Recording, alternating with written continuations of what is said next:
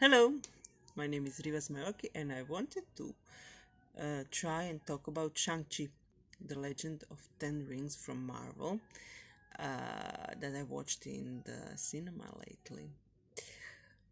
I'm a great Marvel fan. I know I didn't review them because uh, I love their movies. There's nothing to review, really, for me. It's an excellent entertainment, and it's not up my alley, so to speak.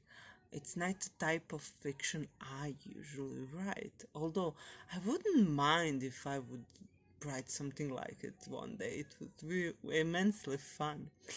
But those are not the story I usually write, but I thoroughly enjoy to watch them. So there's not much to review really. But with Shang-Chi, The Legend of Ten Rings, I feel that there are many subjects I could cover, although I won't. I dislike to dwell on details so much. And I don't want to be critical. I did like Shang-Chi, The Legend of Ten Rings. I enjoyed it like I enjoy Marvel movies in general. And I rarely notice things that people are reprimanding Marvel, because those are the things that make them so fun and easy to watch for many people, and that's that type of fiction. But in the Shang-Chi, there is a subplot about the father that just reminds me of my own writing, and that's probably the reason I'm more critical of the movie than I usually am, because that is the type of fiction I write, and I just have. It's good. Don't get me wrong. It's really well made and excellently performed. Uh,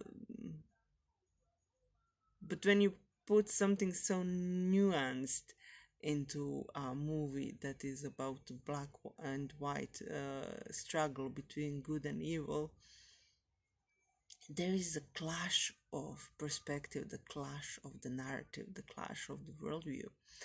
And it can be seen in the less than graceful transitions from the present moment to the past moment between different narrations, because the tempo and the rhythm and the structure of the stories is completely different, so they had to go with the narration, which is often the lesser form of storytelling.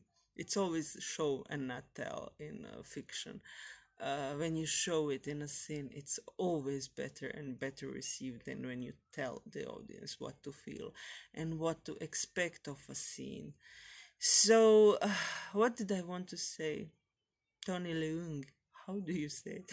Always with the names, but I say it as I hear it. So, the father was excellent, the choice of an actor, and it took me to come home and to type in the title of the movie and to see what people are saying, although I didn't click to listen what people are saying, to realize a villain, he's a villain. And I totally, like, I know I noticed that he's the original Mandarin, but for me that's not automatically that he's the villain.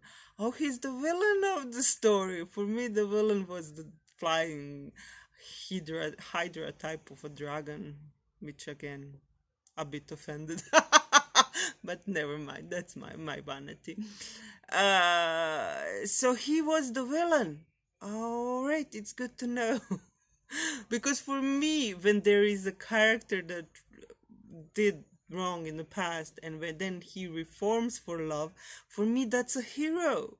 Even if he relapses and has a poor judgment for a moment, he's still a hero because he has a soul that's redeemable in a story arc that is conceivable in a fashion that there could be a version of events where he prevails and he does the right thing. Even in this movie that focuses so much on the fight between good and evil, you can see him doing the right choice in the end. So for me, he's a hero.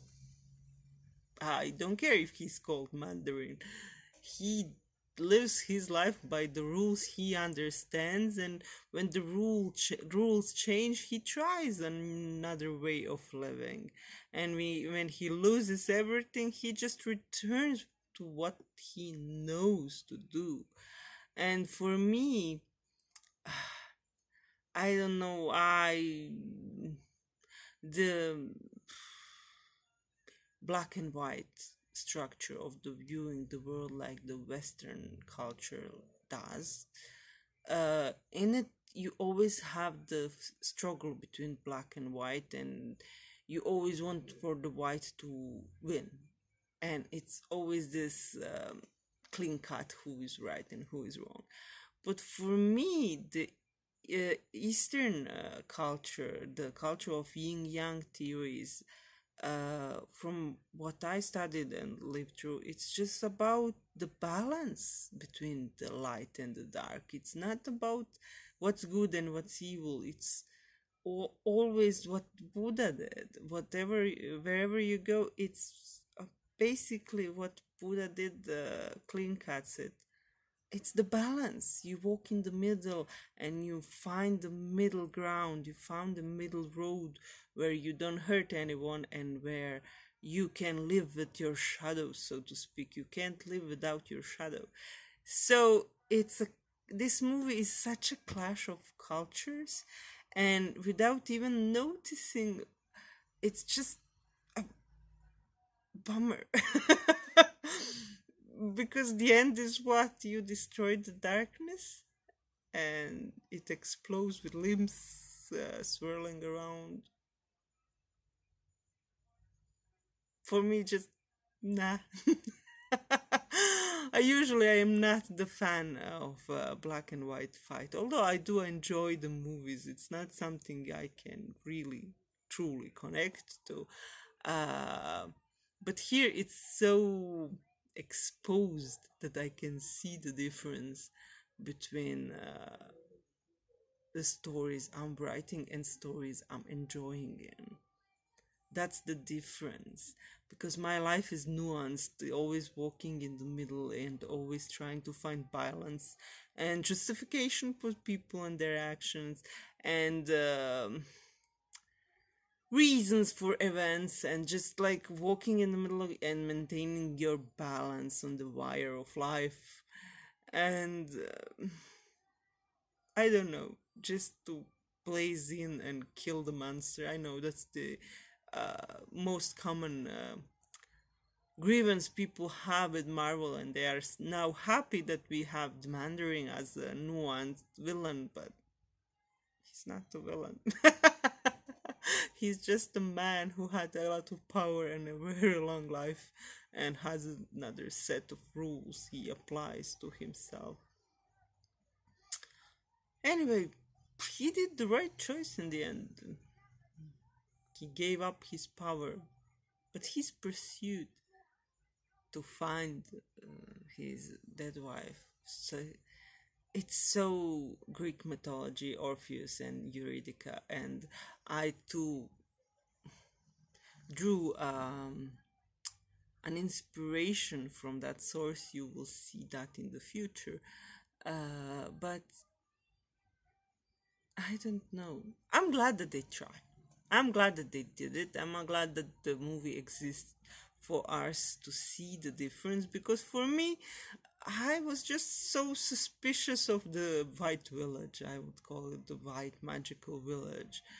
And they were not even challenged in the end for their beliefs and actions. And it's nothing. It's just stand behind the wall and don't let the world change type of story. I think I dislike that. Stand behind the line, don't let the world change, and whatever change comes, it's the devil itself, let's kill it. And it's quite a conservative message in the end, especially because I think that the Mandarin had a point. They were merciless towards him and his love, and they expunged him to the world where they weren't safe and where he had the trouble of getting past his past. Although it is arguable that he might betray them if they let him in, but that's exclusivity. That's again the flaw and the sin, I would say. To be exclusive, to have a society that is just pure and small and no one can get in, or it's very hard to get out of it. A cult like society where you question their breeding. But again, that's Marvel, and that's really a franchise for young people. And I'm making stories for older people who like nuance. And I will continue to watch Marvel probably because you never know life, and enjoy their movies thoroughly. But I will say it. In the end, the X-Men franchise, that is much less popular, the part of Marvel, did give us more nuance, and I'm quite worried how will they make X-Men. I know they are not so popular and many people have grievances, and the Dark Phoenix didn't do well. But for me, the Dark Phoenix completed the saga in a way that I'm completely satisfied with it. I'm like, all the movies, I'm really satisfied with the X-Men saga. Maybe that's the point when I will say I'm too old for this shit and tune out for Marvel. For now, they have a faithful audience in me, and I will keep on buying tickets from them. And as the credit rolled in the end, I was reminded of my ambition. It would be nice to be somewhere there among the letters. I sometimes see names that sound familiar, and to contribute to something so big, it sounds like a fun feat. Although listening to the main actor, I was inclined to reconsider my stance that I could be a Marvel villain one day, because no splits for me and no commercial combats. I'm too old for that. I'm too old. Although I did practice some aikido in my time, splits never. I admire that he even accomplished what he did. That was it. See you around. Bye.